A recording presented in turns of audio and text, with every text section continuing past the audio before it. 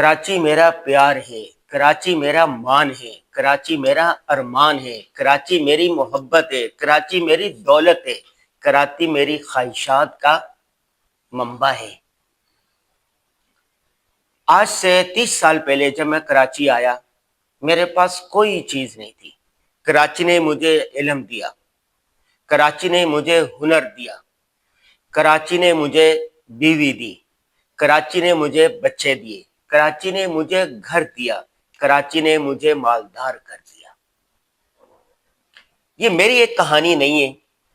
کراچی میں 2.25 کروڑ کے قریب لوگ رہتے ہیں، ان میں سے 1.5 کروڑ لوگوں کی یہی کہانی ہے۔ ابھی میں کراچی کے موضوع پر ایک اجمل کمال کی کتاب پڑھ رہا تھا، 4 جلدوں میں انہوں نے کتاب لکھی ہے۔ انہوں نے کہا کہ انگریز کے آنے سے پہلے، بر صغیر میں انگریز کے آنے سے پہلے کراچی کو کلاچی کہا جاتا تھا، یہ مشیروں کی بستی ہوتی تھی۔ انگریز آئے تو انہوں نے جہاں بمبئی بندرگاہ دوسری بندرگاہ کو ڈیولپ کیا تو وہاں پر کراچی کی بندرگاہ کو بھی بنایا سنوارا۔ کیوں؟ اس لیے کہ برطانیہ سے سب سے قریب جو بندرگاہ ہے وہ کراچی کی لگتی ہے۔ اس وقت ہوائی جہاز تو تھے نہیں، ہوائی جہاز تو آئے 1905 میں یا 4 میں اس کی ایجاد ہوئی ہے۔ اس سے پہلے بحری جہازوں کے ذریعے، کشتیوں کے ذریعے ہی سفر ہوتا تھا۔ چنانچہ اس وقت تاجر آ کے یہاں پر رہنے لگے، تجارت کی تاجر آنے لگے، آمد و رفت ہونے لگے، تجارتی ایک مرکز بننے لگا۔ قیام پاکستان کے بعد جیسے پنجاب کے لوگوں نے پنجاب میں ہجرت کی، سرائکی بیلٹ کے لوگوں نے وہاں ہجرت کی، اور راجستھان کے لوگوں نے سندھ میں ہجرت کی، کہ وہاں دہلی کے لوگ جو تھے اور آگرہ کے لوگ جو تھے، رامپور کے جو لوگ تھے اور میرٹھ کے جو لوگ تھے، یعنی ہندوستان کے پڑھے لکھے تاجر مالدار جو لوگ تھے، انہوں نے کراچی کی طرف ہجرت کی۔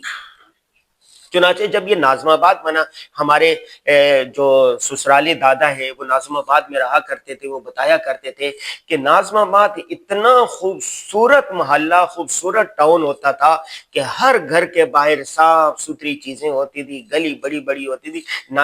ناظم یہ پہلے گورنر جنرل تھے خواجہ ناظم الدین، انہوں نے یہ بنایا تھا کہ وہاں سے جو پڑھی لکھی فیملیز ہجرت کر کے آ رہی ہیں ان کے لیے ناظم آباد بنایا تھا۔ چنانچہ وہاں سے میمن طبقہ، ہندوستانی طبقہ اور یہ جو سارا تاجر طبقہ تھا وہ کراچی میں آیا، اور انہوں نے ایک نیا کلچر یہاں پر ڈیولپ ہوا۔ تو کراچی کے لوگوں میں رکھ رکھاؤ، محبت، اپنائیت، سادگی، خیرات، دینداری گھٹی میں پڑی ہوئی ہے۔ کراچی میں جتنے بڑے بڑے تاجر ہیں، 3 چیزیں قدر مشترک ملیں گی۔ اکثر تاجر دیندار ملیں گے، اکثر تاجر آپ کو سادہ مزاج ملیں گے، اکثر تاجر اللہ کی راہ میں دینے والے بنیں گے۔ اس وقت میں پورے پاکستان میں جتنے فلاحی ادارے چل رہے ہیں، جتنے مدارس چل رہے ہیں، جتنی NGO چل رہے ہیں، 90% ان کو جو مال ہے، جو خیرات ہے، جو چندہ ہے، جو ڈونیشن ہے، وہ ساری یہاں سے ملتی ہے، کراچی سے۔ کراچی ہر ایک کو اپنی آغوش میں لیا ہوا، بلکہ کراچی کو منی پاکستان کہا جاتا ہے۔ معاشی شہر اب کراچی ہے۔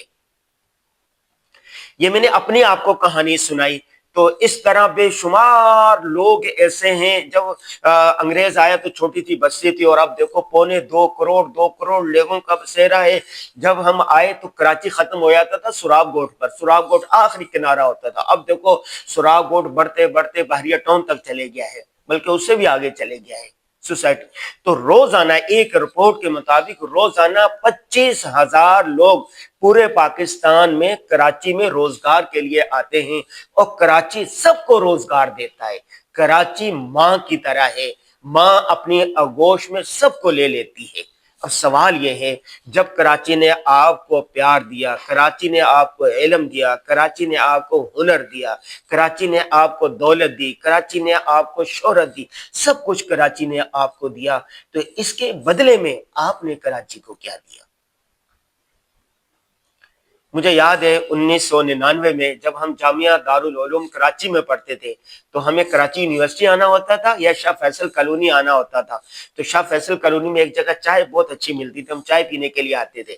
تو اس وقت وہاں سے یہ ندی والا جو روڈ ہے شاہ فیصل تک آنے کے لیے یہ نہیں ہوتا تھا. تو ہم وہاں کھڑے ہو جاتے تھے, کوئی کار والے کوئی موٹر سائیکل والے وہاں رک جاتے تھے اور لوگوں کو بٹھا کے یہاں پر لے آتے تھے. پھر یہاں سے وہاں تک فری میں ہم سفر کرتے تھے. بلکہ کراچی میں کہیں بھی آپ نے جانا اور روڈ پہ کھڑے ہوتے, گاڑی والے موٹر سائیکل والے سائیکل والے سارے رک جاتے تھے, جی آپ نے کہاں جائیں, بیٹھو اور چلو, مفت میں لے جاتے تھے.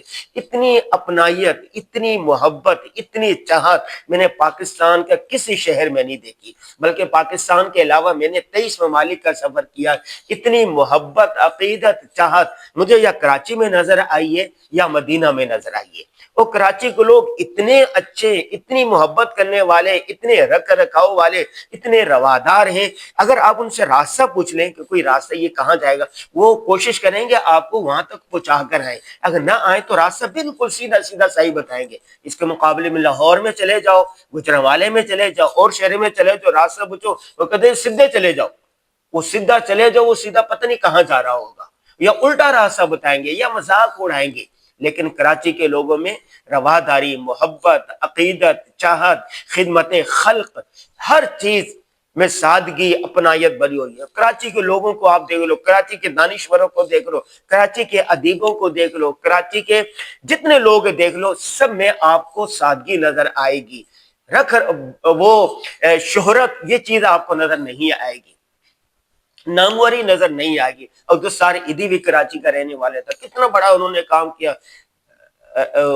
رضوی, ادیب رضوی, وہ دیکھیں کراچی کا رہنے والا, کتنا بڑا ہسپتال انہوں نے قائم کر دیا. ڈاکٹر عبد القدیر خان بھی ناظم آباد کے رہنے والے تھے.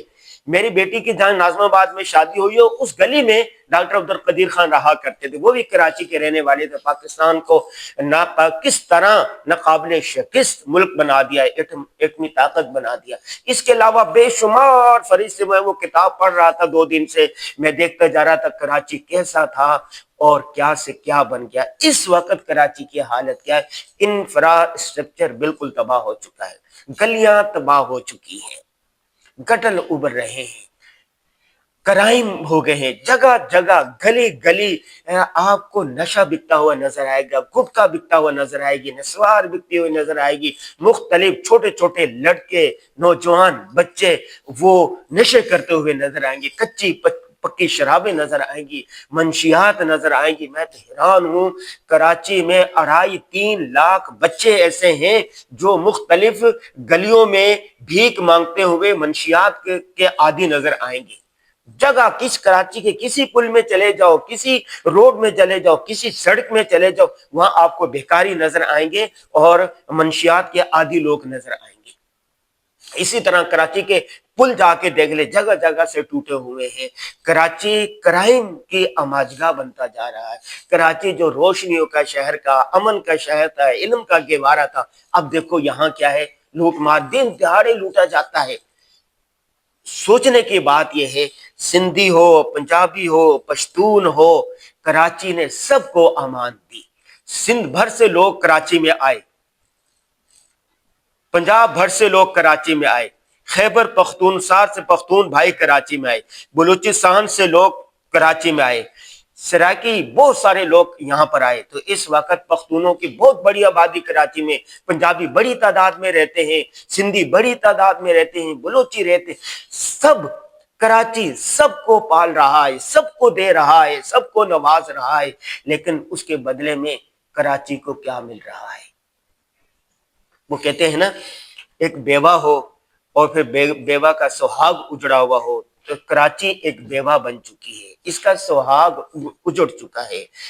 کوئی ماں جب بری ہو جاتی ہے تو اس کے گھیسو سنوارنا, اس کی خیال رکھنا, اس کی حفاظت کرنا کس کی ذمہ داری ہوتی ہے؟ اس کے بیٹوں کی ذمہ داری ہوتی ہے. کراچی ہم سب کا محسن ہے, تو احسان کا بدلہ یہ ہے کہ آپ کراچی کے لیے کچھ کریں. کراچی کی تعمیر و ترقی کے لیے دامے درمے قدمے سخنے بڑھ چڑھ کر اس میں حصہ لیں. کم از کم آپ پورے کراچی کو صحیح نہیں کر سکتے, جس گلی میں رہتے ہیں اس گلی کو تو آپ صحیح کر سکتے ہیں نا. جس محلے میں رہتے ہیں اس پوری گلی کو صحیح نہیں کر سکتے، اپنے گھر کے باہر کی جگہ کو تو سیٹ کر سکتے ہیں نا، اپنے دوست احباب رشتہ داروں کو تو بہتر کر سکتے ہیں نا۔ جو بول سکتا ہے وہ کراچی کی حفاظت کے لیے، اس کی تعمیر و ترقی کے لیے بولے، جو لکھ سکتا ہے وہ لکھے، جس کے پاس مال دولت ہے وہ اس کے مال و دولت خرچ کرے، جس کے پاس اقتدار ہے، جو حکمران ہے، جن کو سب کچھ دیا، جنہوں نے کراچی نے جس کو حکمران بنایا، وہ کراچی کے لیے کیا کر رہے ہیں۔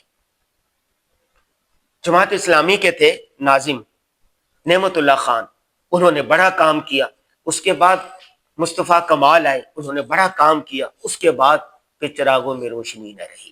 اس وقت کراچی بالکل بکھر چکا ہے۔ ہم سب کو چاہیے کہ ہم اس کی تعمیر و ترقی میں بڑھ چڑھ کر حصہ لیں۔ جس طرح کراچی میری محبت ہے، کراچی میرا مان ہے، کراچی میرا ارمان ہے، میری خواہشات کا منبع ہے، کراچی نے مجھے سب کچھ دیا، اس طرح 1.5 کروڑ لوگوں کو کراچی نے سب کچھ دیا۔ تو احسان کا بدلہ احسان، هل جزاء الاحسان الا الاحسان۔